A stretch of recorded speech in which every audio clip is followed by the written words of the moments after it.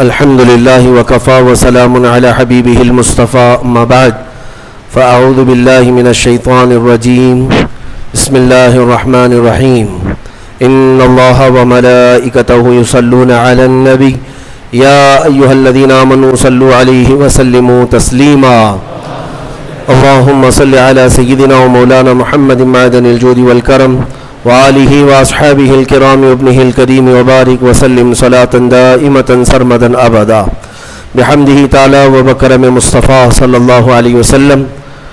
آج کی اس دوسری شب میں ہم نے قرآن عظیم کی سورہ بقرہ کی تلاوت مکمل کر لی ہے، یعنی تقریباً 2.5 پارے ہمارے ہو چکے۔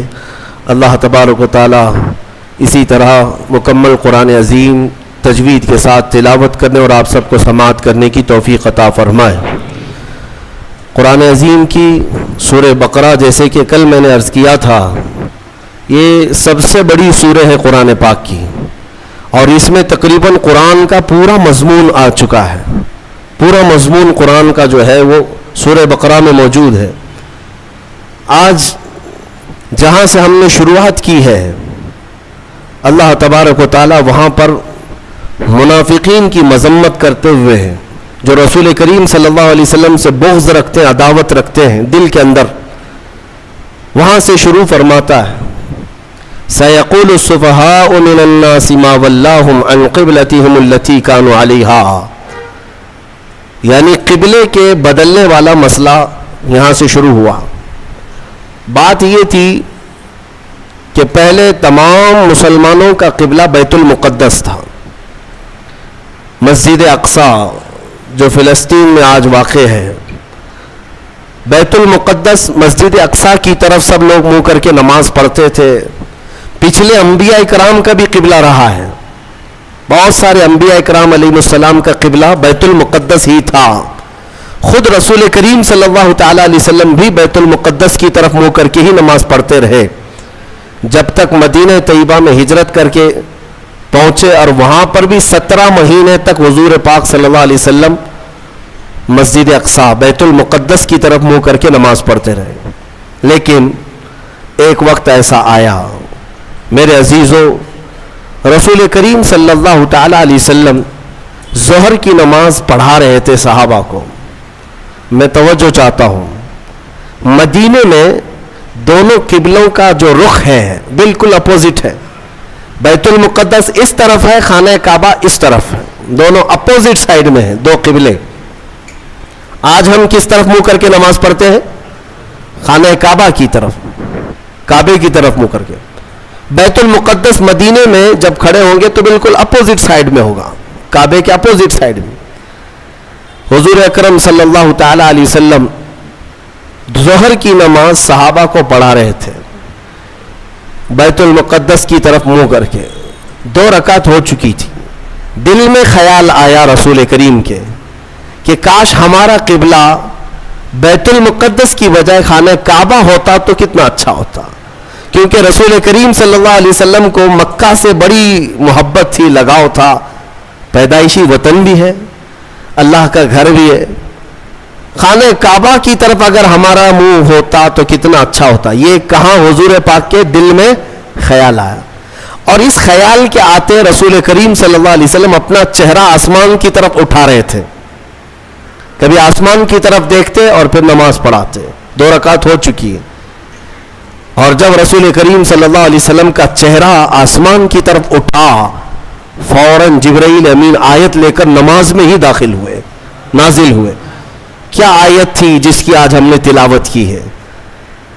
فرماتا ہے مولا قد نرا تقلب وجهك في السماء، اے محبوب ہم آپ کا چہرہ اٹھانا دیکھ رہے ہیں، آسمان کی طرف آپ جو چہرہ اٹھا رہے ہیں آپ، وہ ہم دیکھ رہے ہیں۔ اللہ فرماتا ہے فَلَنُوَلِّيَنَّكَ قِبْلَةً تَرْضَاهَا، ہم آپ کو اسی طرف پھیر دیں گے جہاں آپ کی مرضی ہوگی، ہم آپ کو اسی طرف پھیر دیں گے، اسی طرف آپ کا قبلہ بنا دیں گے جہاں آپ کی مرضی ہوگی۔ خدا کی رضا چاہتے ہیں دو عالم، اور خدا چاہتا ہے رضا محمد۔ اعلیٰ حضرت یہ فرماتے ہیں ساری دنیا کس کی رضا چاہتی ہے؟ اللہ کی، اور اللہ کس کی رضا چاہتا ہے؟ خدا چاہتا ہے رضائے محمد، اے محبوب تم راضی ہو، آپ کی مرضی جس طرف ہوگی ہم آپ کو اسی طرف پھیر دیں گے۔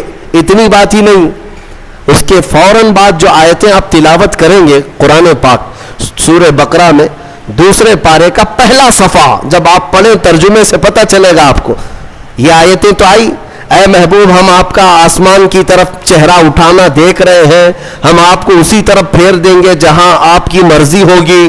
اس کے فوراً بعد آیت آتی ہے فَوَلِّ وَجْهَكَ شَطْرَ الْمَسْجِدِ الْحَرَامِ، دیر کس بات کی محبوب، ابھی اسی حالت میں آپ قبلہ بیت المقدس کی بجائے کعبے کی طرف کر لیں، بیت المقدس کی بجائے کعبے کی طرف ابھی کر لیں نماز کی حالت میں۔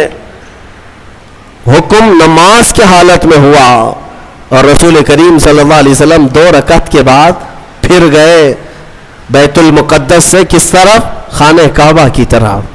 بالکل اپوزٹ ڈائریکشن ہے دونوں بھی، میں آپ کو بتا رہا ہوں، پیچھے صحابہ کی جماعت ہے، میں اگر آپ کی طرف گھوم جاؤں تو مقتدیوں کا آمنا سامنا نہیں ہوگا، امام پیچھے ہو جائے گا، مقتدی آگے ہو جائیں گے۔ ایک روایت میں ہے رسول کریم صلی اللہ تعالی علیہ وسلم چل کر کے ان صفوں میں سے بیچ میں سے آگے گئے اور صحابہ نے جب دیکھ لیا حضور کا چہرہ اس طرف تو پوچھا نہیں کیوں، سبوں نے اسی طرف کر لیا۔ دین اسی کا نام ہے جس طرف رسول کا چہرہ ہے، یہ پوچھنے کی ضرورت نہیں کہ آقا اب تک یہاں تھا اب یہاں کیوں، کسی صحابی نے پوچھا نہیں، سبوں نے اس طرف منہ کر لیا۔ نماز کے عالم میں پوچھ تو نہیں سکتے، لیکن جب رسول کا چہرہ دیکھا، میرے عزیزو یہی تو اصل دین ہے۔ اقبال کہتا ہے بمصطفیٰ رساں خیش کے دی ہماؤس، اپنے آپ کو نبی کے قدموں تک پہنچا دے، دین یہی ہے۔ گر بہو نہ رسیدی تمام بول حبیس، اور اگر تم رسول تک نہیں پہنچ سکے تو پوری زندگی ابو لہب کی طرح ہے، ابو لہب ہے۔ حضور تک پہنچ جانا یہی دین ہے، اور صحابہ اس کو سمجھتے تھے۔ حضور کا چہرہ اس طرف ہوا تو سب صحابہ گھوم گئے۔ ایک روایت میں تو یہ ہے کہ رسول کریم صلی اللہ تعالی علیہ وسلم مڑ گئے تو صحابہ چل چل کر کے پیچھے آ کر کے صفیں لگانے لگے، اس طرف سے اس طرف سب آئے اور حضور کے پیچھے صفیں لگا کر باقی کی 2 رکعت نماز ادا کی۔ اس نماز میں چہرہ بھی بدلا، چلت پھرت بھی ہوئی، لیکن نماز کسی کی نہیں ٹوٹی، نماز کسی کی نہیں ٹوٹی، اس لیے کہ وہ سارے صحابہ رسول کی اطاعت میں تھے۔ یہاں تک کہ حکم ہے میرے عزیزوں، لوگ توحید کے نام پر آج کچھ سعودی ایسے گمراہ کرتے ہیں کہ رسول کا خیال آنا بھی نہیں چاہیے نماز میں، نعوذ باللہ۔ بعض گدھوں نے، بعض کتوں نے یہ تک لکھ دیا کہ حضور کا خیال نماز میں آنا گدھے کے خیال سے بدتر ہے، نعوذ باللہ من ذالک۔ یہ جملے بھی بولنا ہمارے لیے سخت ہے، لیکن لوگ کتابوں میں لکھ مارے ہیں، آج بھی کتابیں موجود ہیں۔ صحابہ کو تو دیکھو، ایک صحابی نماز پڑھ رہے تھے، حضور نے بلایا ان کو نام لے کر، وہ نماز پڑھتے رہے، میرے آقا نے پھر بلایا، وہ نماز پڑھ رہے تھے، پھر سلام پھیر کر دوڑے دوڑے آئے، یا رسول اللہ آپ نے بلایا؟ حضور نے فرمایا میں تو کافی دیر پہلے بلایا تھا، اب آ رہے ہو؟ کہا آقا نماز پڑھ رہا تھا۔ حضور نے فرمایا کیا تم نے قرآن کی آیت نہیں سنی؟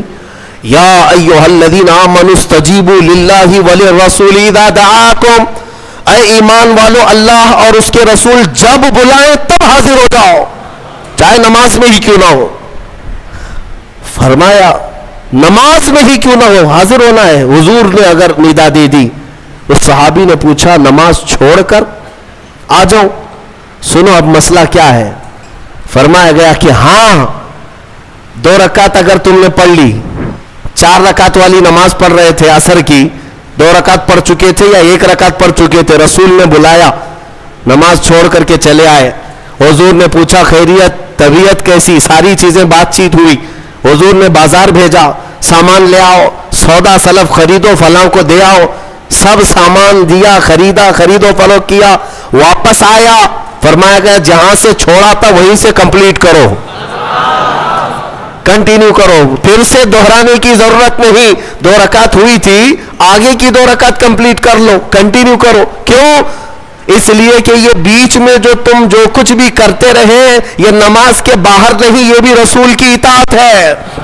بمصطفیٰ رساں خیش کے دی ہم آوست. اسی لیے اقبال نے کہا اپنے آپ کو نبی کے قدموں تک پہنچا دے، یہی دین ہے، یہی دین ہے.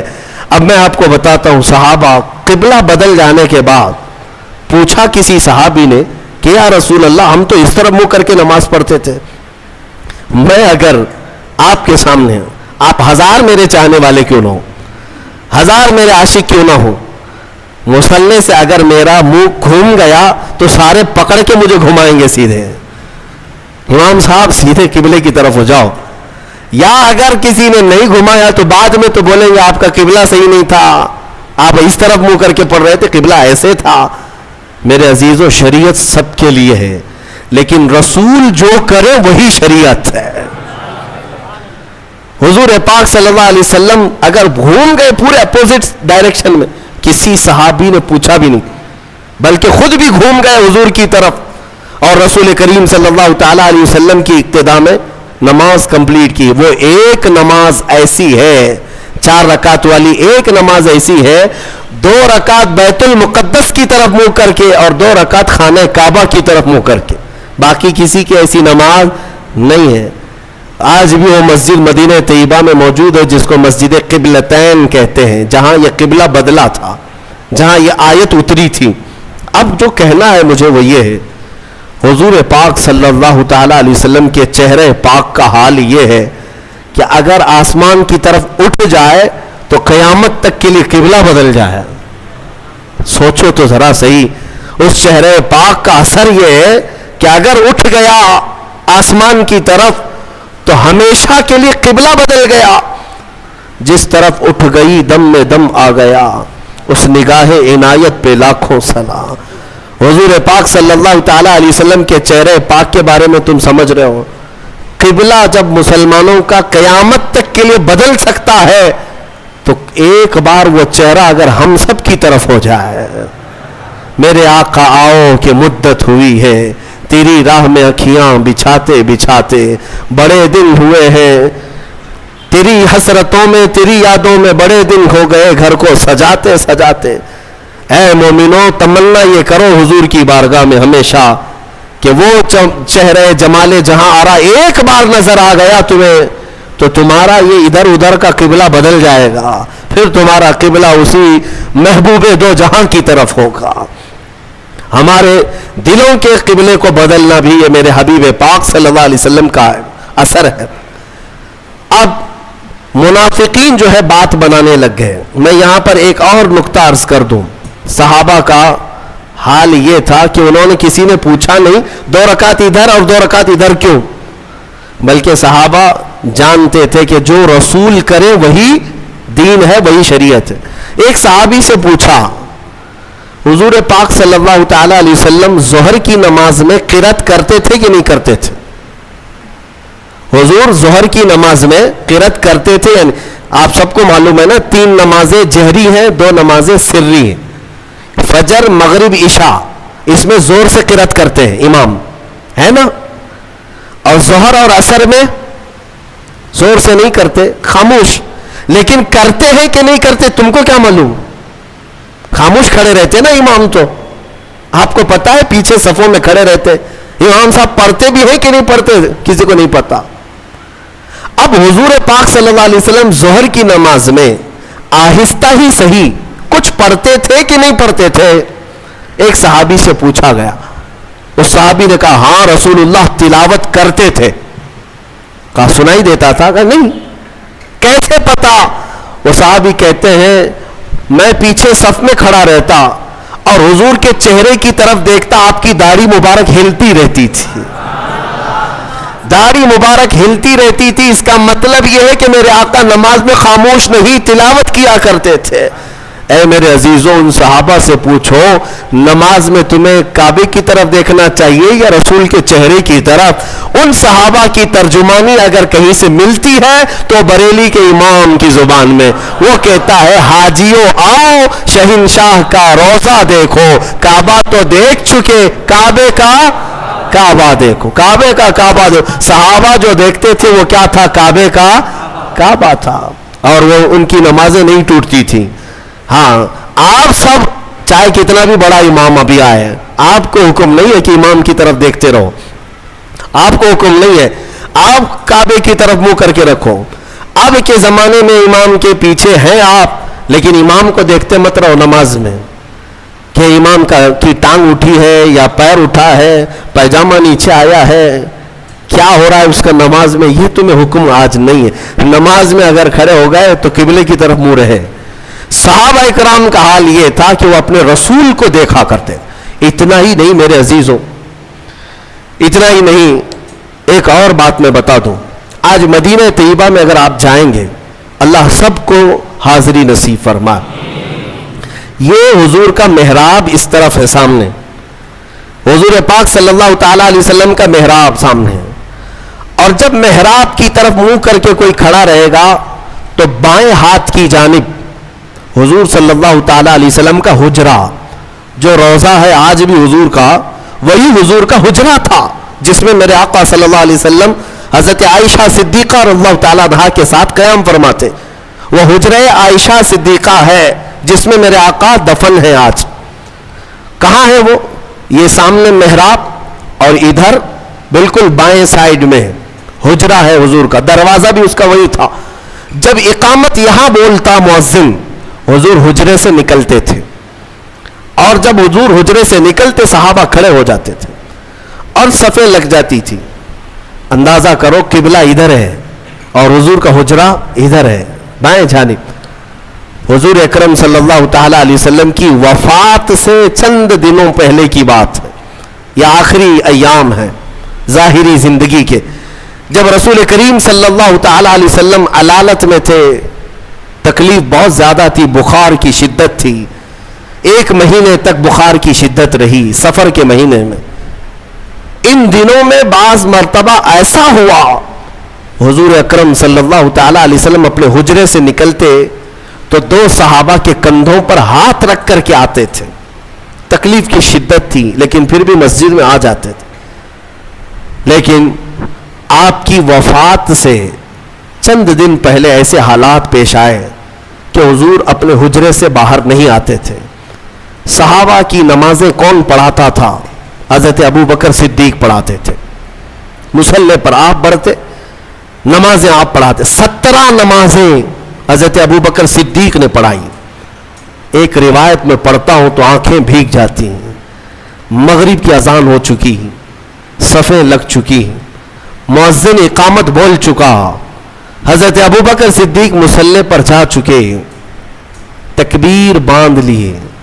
اچانک حضور کا حجرہ کھل گیا. کئی دن سے میرے آقا آئے نہیں تھے. جیسے حجرہ کھلا سارے صحابہ مڑ کر کے میرے آقا کی طرف دیکھنے لگ گئے. قبلے کی طرف نہیں، حجرے کی طرف سب مڑ گئے. اور جب رسول کریم صلی اللہ تعالیٰ علیہ وسلم کے چہرے پاک کی چمک دیکھا، سارے صحابہ کے دلوں میں ایسی رقت طاری ہو گئی، ان کی آوازیں بلند ہو گئی. بعض نے ہاتھ پر آواز مار مار کر کے کہا، ابو بکر پیچھے آ جاؤ، آفتاب رسالت آ چکے ہیں، رسول کریم صلی اللہ تعالیٰ علیہ وسلم آ چکے. میں یہ نماز کی حالت کی بات کر رہا ہوں. نماز کی حالت صحابہ جانتے تھے کہ رسول کی رضا ہی یہ اللہ تک پہنچنے کا ذریعہ ہے. اگر رسول کو راضی کر لیا تو ساری عبادتیں ہیں، اور اگر وہ راضی نہ تو ساری عبادتیں فضول ہیں. صحابہ اکرام رضوان اللہ تعالیٰ علیہ مجمعین نے جب آواز لگائی تو وہ ابو بکر صدیق مصلی پر جو ہے میرے عزیزوں، مصلی پر جا چکا امام، تکبیر باندھا ہوا امام، جب آواز آئی پیچھے سے تو وہ خود بھی بائیں جانب مڑ کر دیکھتے ہوئے پیچھے کی طرف آنے لگ گئے. نماز توڑ کر کے نہیں، رکعت باندھ کر کے پیچھے کی طرف آنے لگ گئے. رسول کریم صلی اللہ تعالیٰ علیہ وسلم جب تشریف لائے تو مصلی پر میرے آقا صلی اللہ تعالیٰ علیہ وسلم کو بٹھایا گیا. یہ کیسی نمازیں تھیں، کیسی نماز. ہم اور آپ اگر حرکت بھی کریں تو نماز ٹوٹ جائے، نماز باطل ہو جائے، فاسد ہو جائے. لیکن رسول کے لیے اگر چہرہ پھر بھی گیا تو نماز باطل نہیں، بلکہ میں کہتا ہوں وہی تو عین نماز ہے۔ ظالمو تم کہتے ہو رسول کا خیال آنا معاذ اللہ رب العالمین، برے کلمات کہتے ہو، گدھے کے خیال سے بدتر ہے۔ ان صحابہ سے پوچھو، وہ اللہ رب العزت کی عبادت کرتے تھے لیکن رسول کے چہرے کو بھی دیکھا کرتے تھے۔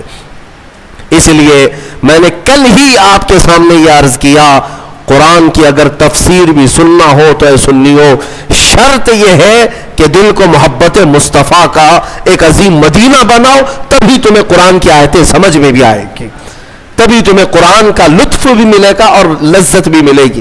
اور حضور کو چھوڑ کر کے کچھ سننا چاہو تو پھر اندھیرا اندھیرا، کچھ نہیں ہے۔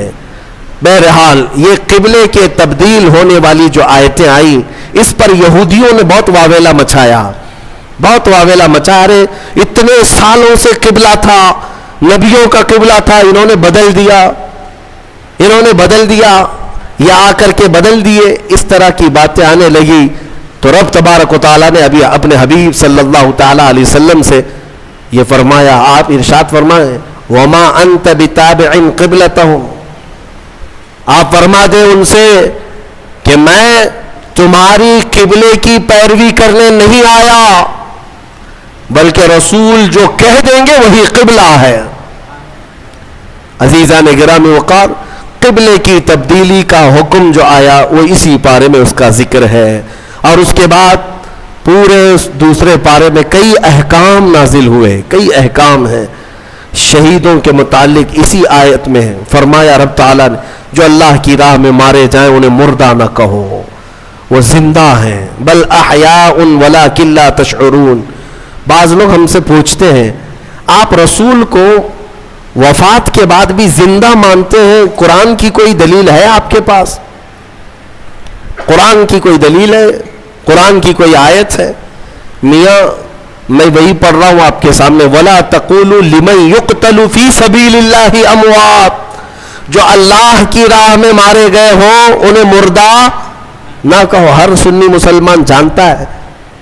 تو سب سے پہلے یہ کہتے ہیں لوگ، ارے میاں یہ تو شہیدوں کے لیے آیت آئی۔ ہم کہتے ہیں کیٹیگری اگر آپ کو بتاؤں شہید کا مقام کب آتا ہے، اللہ تعالیٰ نے آیت میں فرمایا انعم اللہ علیہم من النبیین والصدیقین والشہداء والصالحین، چار لوگوں کا ذکر قرآن میں اللہ نے فرمایا جن پر اللہ نے انعام نازل کیا۔ نمبر 1 النبیین، انبیاء سب سے پہلا مقام ہے، والصدیقین دوسرے نمبر پر صدیق ہوتے ہیں، تیسرے نمبر پر شہید۔ تیسرے نمبر والا جب اپنی قبر میں زندہ ہو سکتا ہے تو پہلے نمبر والا کیوں نہیں زندہ ہو سکتا؟ بلکہ دوسرے نمبر پر جو صدیق ہے وہ بھی اپنی قبروں میں زندہ ہے۔ 60 ہجری ہو چکی تھی حضور کی وفات کے 50 سال بعد، 60ویں ہجری میں مدینے میں ایک سیلاب آیا، توجہ چاہتا ہوں یہ حدیث میں موجود ہے، سیلاب آیا اور پانی اتنا بھر گیا کہ مسجد نبوی میں بھی آیا۔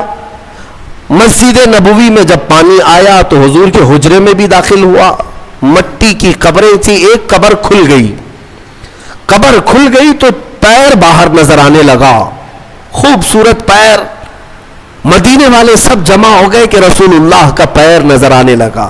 کب کی بات؟ 60ویں ہجری کی بات کر رہا ہوں، 60 ہجری حضور کی وفات کے 50 سال بعد۔ تو صحابہ بھی جمع ہوئے، اس میں پھر ایک تابعی حضرت عروہ بن زبیر رضی اللہ، وہ آگے بڑھے اور انہوں نے کہا، غور سے دیکھا، قدم کو چھوا بھی اور لوگوں سے کہا اے مدینے والوں یہ اللہ کے رسول کا قدم نہیں، یہ عمر ابن خطاب کا قدم ہے، میں اچھی طرح سے جانتا ہوں، واللہ ہذہ لقدم عمر، قسم خدا کی یہ پیر عمر ابن خطاب کا ہے۔ اور روایت بیان کرنے والے کہتے ہیں کہ پیر کو جب چھوتے تھے تو خون اپنی جگہ سے ہٹ جایا کرتا تھا، جیسے زندوں کو چھوئیں تو خون ادھر سے ادھر ہوتا ہے۔ یہ 60ویں ہجری میں کس کا پیر؟ عمر ابن خطاب رضی اللہ تعالیٰ عنہ کا، جن کے پہلو میں آرام کرنے والا زندہ ہے تو پھر اس رسول کی برکت کا حال کیا ہوگا؟ تو تو زندہ ہے واللہ، تو زندہ ہے واللہ، میری چشم عالم سے چھپ جانے والے، جو تم کو مردہ کہے وہ مردہ ہے واللہ، اور اے رسول پاک تم زندہ ہو واللہ، تم زندہ ہو واللہ۔ یہ ایک عقیدہ یہاں سے لے کر کے چلو۔ شہداء کی زندگی کا بھی تذکرہ آج کی تلاوت میں ہم نے حاصل کیا، اور ایک اہم چیز آج کے پارے میں ہم نے جو تلاوت کی وہ ہے حج کے احکام۔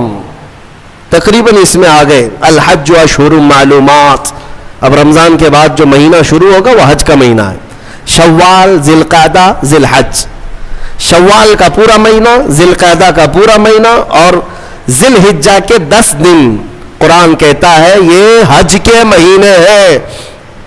فمن فرض فیہن الحج، جس پر حج فرض ہو گیا پھر وہ کوئی گناہ نہ کرے، فلا رفث ولا فسوق ولا جدال فی الحج، زنا، خواہشات نفسانیہ، یا پھر جھگڑا، یا پھر کوئی ایسا فسق والا عمل نہ کرے، حج جس پر فرض ہو گیا۔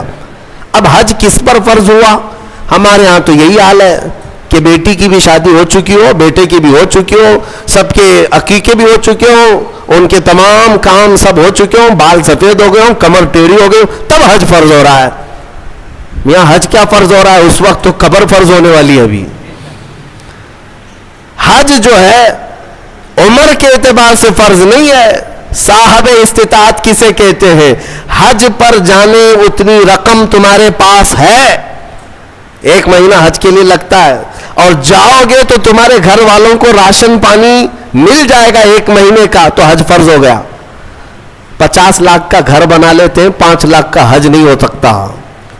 سمجھ لو تمہارے پاس اس زمانے میں 5 لاکھ ایکسٹرا ہے تو میرے اندازے کے مطابق اس پر حج فرض ہو چکا، اور میرے آقا صلی اللہ علیہ وسلم نے فرمایا جس پر حج فرض ہوا اور وہ حج کے لیے نہیں گیا، میرے آقا فرماتے ہیں مجھے اس کی پرواہ نہیں کہ وہ یہودی ہو کے مرے یا عیسائی ہو کے مرے۔ حج کی فرضیت کو ہلکے میں لیتے ہیں لوگ۔ میں وہاں حج میں اکثر جا کر دیکھتا ہوں، سب سے بوڑھے حاجی کہیں کے ہوتے ہیں تو ہندوستان کے، پاکستان کے، بنگلہ دیش، سب سے بوڑھے حاجی ایسے لٹکے ہوئے آتے ہیں بیچارے، ان کو نہ عرفات کا میدان معلوم، نہ مینا، نہ مزدلفہ۔ احکام کیا کریں گے؟ راستے پہ بیٹھ گئے، بلاتے چلیے حاجی صاحب عرفات کا میدان وہاں ہے، اس میں ٹھہرنا فرض ہے۔ کہا نہیں بابا تھک گئے، اللہ معاف کرے گا، اللہ تو یہاں ہندوستان میں بھی معاف کرتا۔ گئے تو پیسے دے کر کے، احکام تو پورے کرنے ہی ہے۔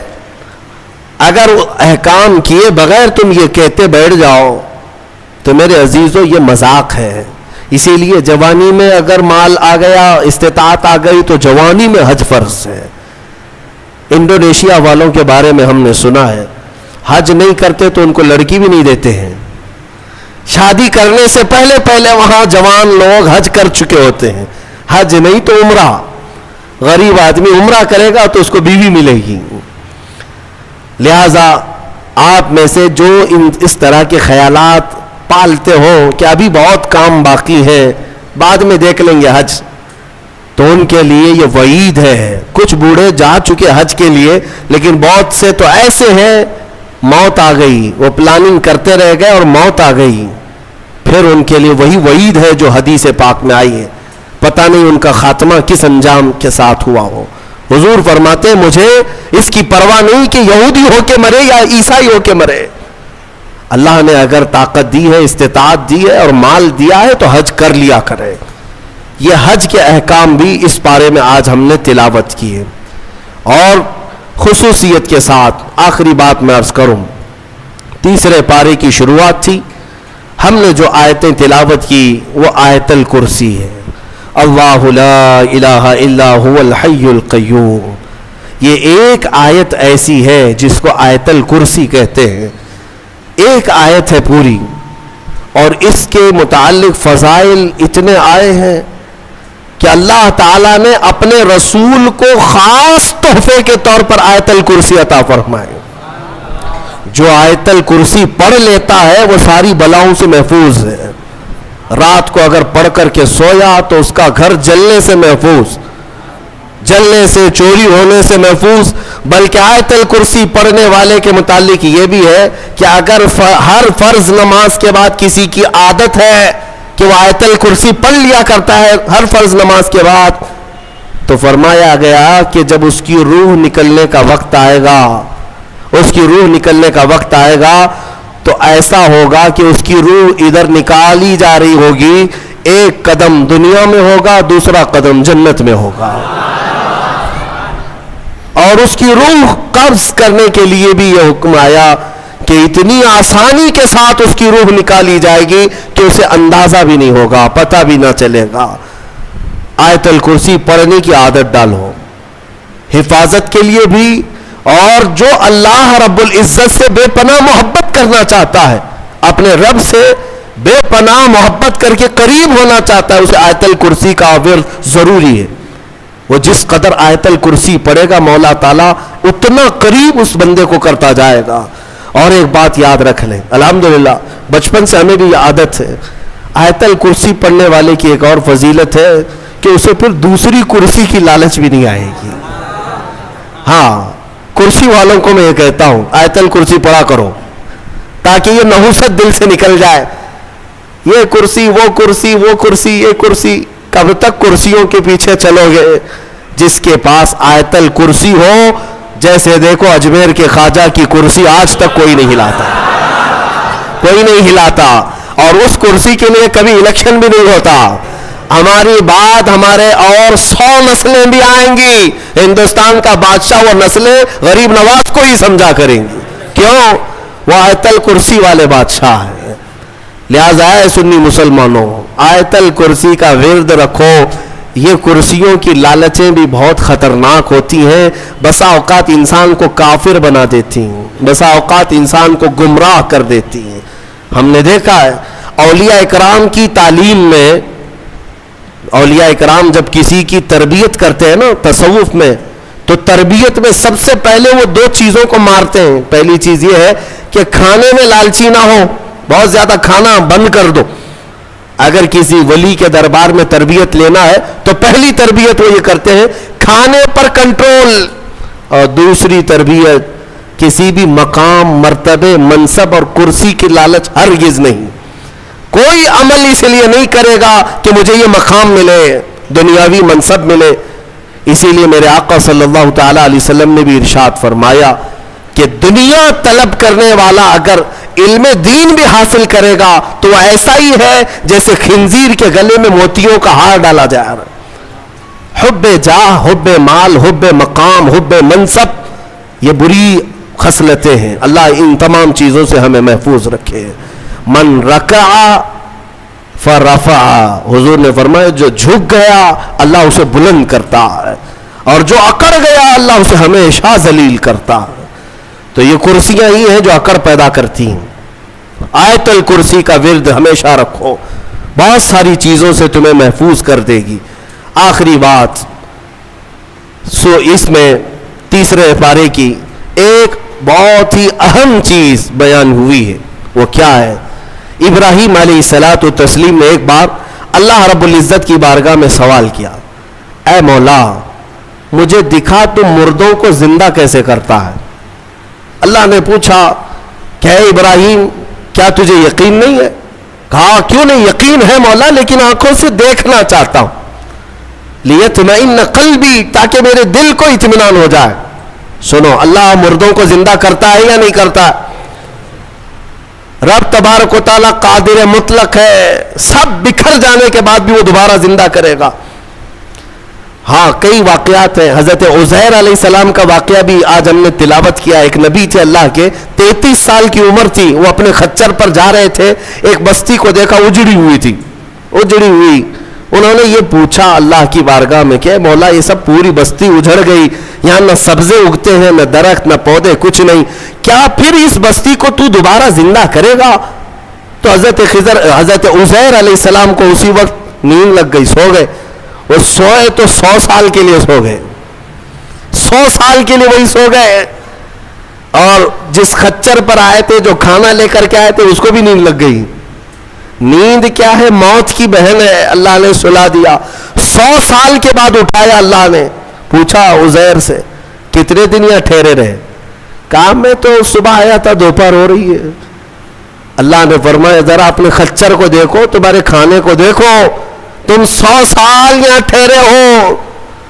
حضرت عزیر جب اٹھے اور گئے تو ان کی عمر تو 33 تھی، ان کی عمر تو 33 سال ہی تھی۔ مولا 100 سال سلایا، اس کے بعد بھی جوان ہی اٹھایا۔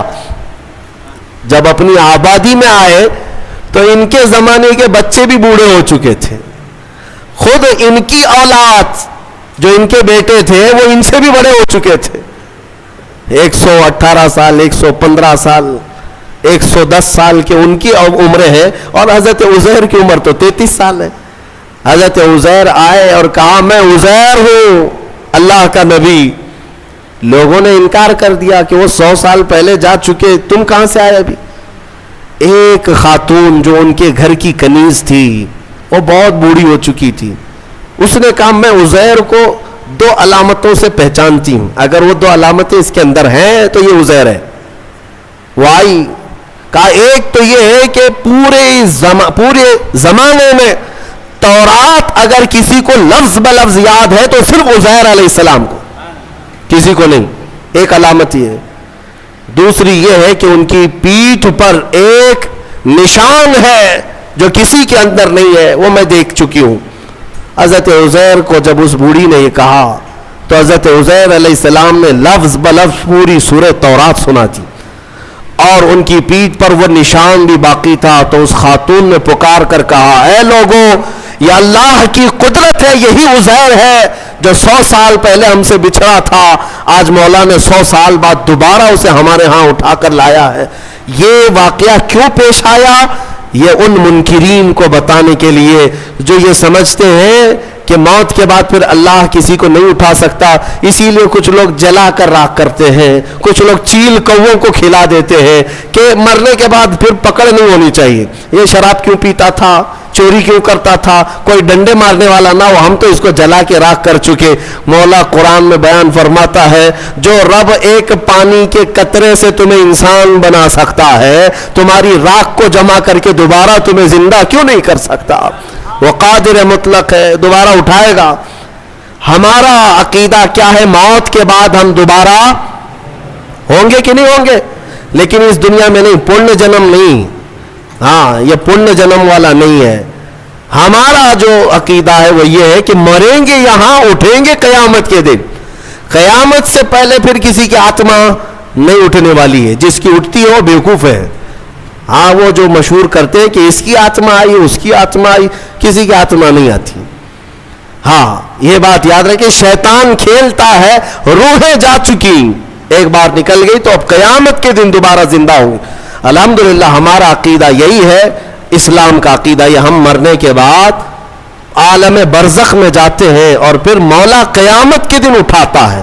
اس سے پہلے ہمارا عقیدہ یہ نہیں کہ ہم مرنے کے بعد پھر کبھی چوہا بن کے اٹھیں گے، بلی بن کے اٹھیں گے، کتا بن کے اٹھیں گے، ہاں اچھے کام کیا تھا تو اچھا بن کے دوسرے جنم میں پیدا ہوگا، برا کام کیا تھا تو کتا بن کے جنم لے گا، یہ نہیں ہے۔ الحمدللہ ہمیں اللہ نے انسان بنایا تھا، انسان ہی اٹھیں گے۔ ہاں کتوں والا عقیدہ مت رکھو، چوہوں والا اور بلیوں والا عقیدہ مت رکھو، ہمارا یہ عقیدہ نہیں۔ جو بات میں عرض کر رہا تھا وہ ابراہیم علیہ السلام کی۔ ابراہیم علیہ السلام نے پوچھا رب سے تو کیسے زندہ کرتا ہے مرنے کے بعد؟ تو رب نے فرمایا کیا تجھے یقین نہیں؟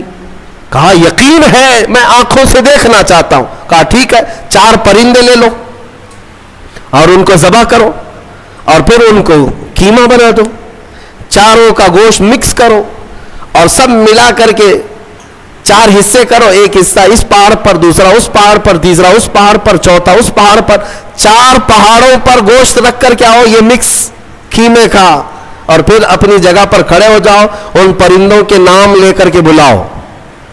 ابراہیم علیہ السلام کو یہ پروسیس کرایا گیا۔ ابراہیم علیہ السلام نے کیا کیا لیے؟ ایک کوا لیا، توجہ چاہتا ہوں، کیا لیا؟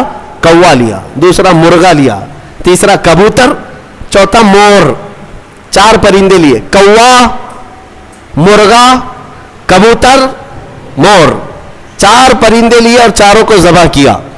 پھر ان کا قیمہ بنایا، گوشت سب قیمہ بنا کر مکس کیا اور 4 حصوں میں 4 پہاڑوں پر رکھ کر آئے، پھر اپنی جگہ پر آ کر کے انہیں پکارا۔ اللہ کے حکم سے مرغا بھی آئے، کوا بھی آئے، کبوتر بھی آئے اور مور بھی آئے۔ خدا کی قدرت دیکھے، وہ قیمہ ہوا میں اڑنے لگا اور جس جس پرندے کا جو گوشت تھا وہ اپنے اپنے جسم میں ملنے لگا، اور پھر ان کی جو منڈیاں تھی، منہ، وہ ابراہیم علیہ السلام کے پاس تھی، دھڑ صرف تنہا اڑتا ہوا آیا، اپنے اپنے منہ سے جڑ گیا اور اڑ کر چلے گئے۔ اللہ نے اپنی قدرت کا مشاہدہ اپنے نبی کو کروایا۔ ابراہیم علیہ السلام، مردوں کو مولا کیسے زندہ کرتا ہے یہ نبی کو سامنے کر کے دکھایا گیا۔ لیکن صوفیہ کرام کی بھی ایک تعلیم ہوتی ہے۔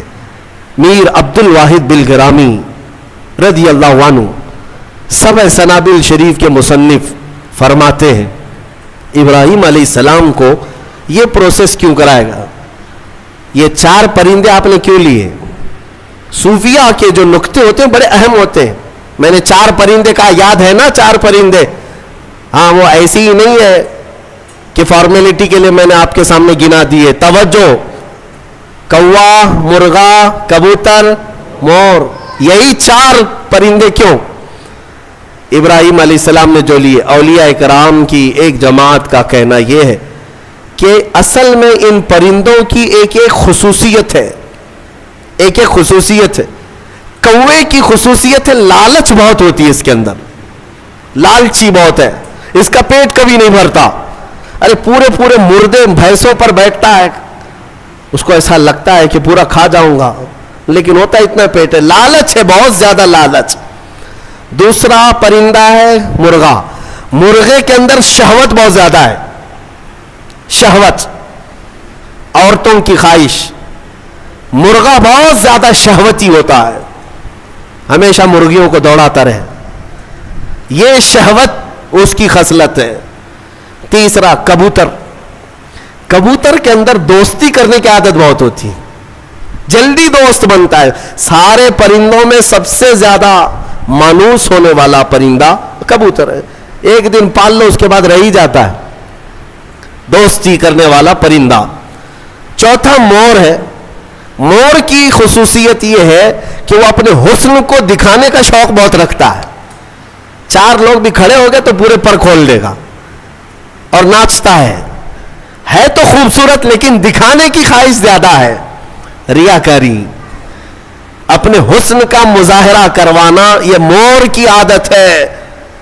حضرت میر عبد الواحد فرماتے ہیں، اے مسلمانوں، اللہ نے جو حکم کیا اپنے نبی ابراہیم کو، یہ 4 پرندے نہیں، کوا، مرغا، کبوتر، مور، یہ ذبح نہیں کیے، بلکہ ابراہیم علیہ السلام نے جو ذبح کیا وہ کیا ہے؟ لالچ کو ذبح کیا، شہوت کو ذبح کیا، دوستی کرنے والی عادت کو ذبح کیا، حسن کو دکھانے والی خصلت کو ذبح کیا۔ جب ان بری خصلتوں کو کوئی ذبح کرتا ہے تو مولا مردوں کو زندہ کرنے والی قدرت بھی دکھاتا ہے۔ یہ ہے اصل۔ اگر آج بھی رب تعالیٰ کی قدرت کے مشاہدے چاہتے ہو کہ آنکھوں سے ہم بھی کچھ دیکھ سکے، ان 4 عادتوں کو ذبح کرو، پہلے ذبح کرو۔ ذبح کرنے کا مطلب یہ لالچ ختم ہو جائے، شہوت ختم ہو جائے، دوستی کرنے کی عادت۔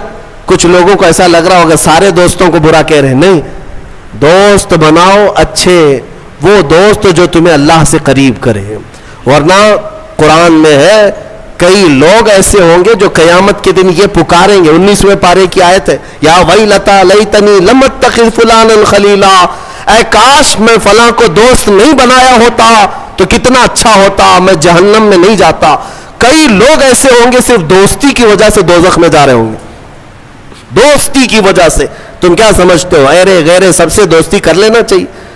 دوست اگر کسی کا برا ہے تو وہ تمہیں جہنم تک لے جا سکتا ہے۔ اسی لیے ہر ایرے غیرے نتھو کھیرے سے دوستی مومن کی شان نہیں ہے۔ وہ دوستی بھی اس سے کرتا ہے جو اسے اللہ سے قریب کرے اور اپنے مصطفیٰ سے قریب کرے، وہ دوست ہے۔ اور حسن کے اظہار کی عادت یہ ریاکاری ہے، اس سے بھی اللہ تعالی ہم سب کی حفاظت فرمائے۔ میں سب آیتیں بیان کرتا جاؤں، رات نکلتی جائے گی، ویسے وقت دامخل کی قلت دامنگیر ہر دن رہتی ہے. اللہ تبارک و تعالی ہم سب کو کہنے سننے سے زیادہ عمل کی توفیق عطا فرمائے. مولا قرآن کی تفسیر پر ہم سب کو عمل کی توفیق عطا فرمائے اور ہمارے دلوں میں عشق مصطفیٰ اور حضور اکرم صلی اللہ علیہ وسلم کی محبت کا اور ان کی عزت کا پہرا دینے کی ہمیں توفیق عطا فرمائے. وآخر دعوانا ان الحمد للہ رب العالمین. السلام علیکم.